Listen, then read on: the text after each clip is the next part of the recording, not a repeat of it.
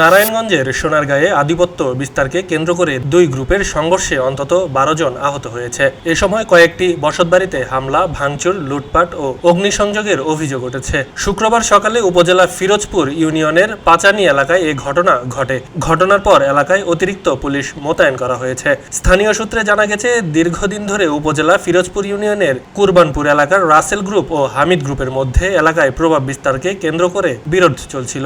এরই ধারাবাহিকতায় বৃহস্পতিবার রাতে উভয় পক্ষের সমর্থকদের মধ্যে কথা কাটাকাটির ঘটনা ঘটে। সেই রাতে উত্তেজনার জের ধরে শুক্রবার সকালে এ সংঘর্ষের ঘটনা ঘটে।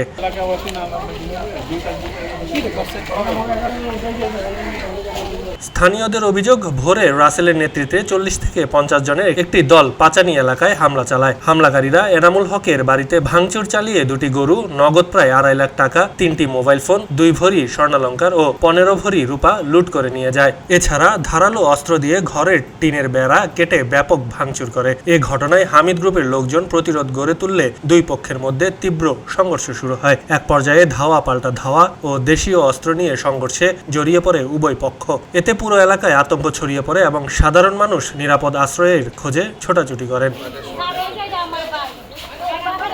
অভিযোগ রয়েছে, হাবু মিয়ার বাড়ি থেকে মসজিদের ১৭,০০০ টাকা, ব্যক্তিগত ৭,০০০ টাকা এবং একটি মোবাইল ফোন লুট করা হয়। আমানুল্লাহর বাড়িতে ভাঙচুর করে। এছাড়া মনি ও দিদারের বাড়ি থেকে দুটি গরু নিয়ে যাওয়ার পাশাপাশি বাড়ির সামনে থাকা খড়ের পালায় আগুন ধরিয়ে দেয়। স্থানীয় সূত্র জানায়, সংঘর্ষে হামিদ গ্রুপের ব্যাংকার সুমন, জেলে দিদার ও মনির সহ ৭ জন আহত হয়েছেন। অপরদিকে রাসেল গ্রুপের সোহাগ সহ ৫ জন আহত হয়েছেন। আহতদের স্থানীয় বিভিন্ন হাসপাতালে চিকিৎসা দেওয়া হয়েছে। স্থানীয়রা আরও জানান, এর আগের দিন খাসেরগাঁও এলাকায় সাবেক ইউপি সদস্য মনির হোসেনের ভাতিজার ছেলে সোহাগকে কুপিয়ে গুরুতর আহত করা হয়। ওই ঘটনার প্রতিশোধ নিতেই শুক্রবার ভোরে হামলার ঘটনা ঘটেছে বলে ধারণা করা হচ্ছে।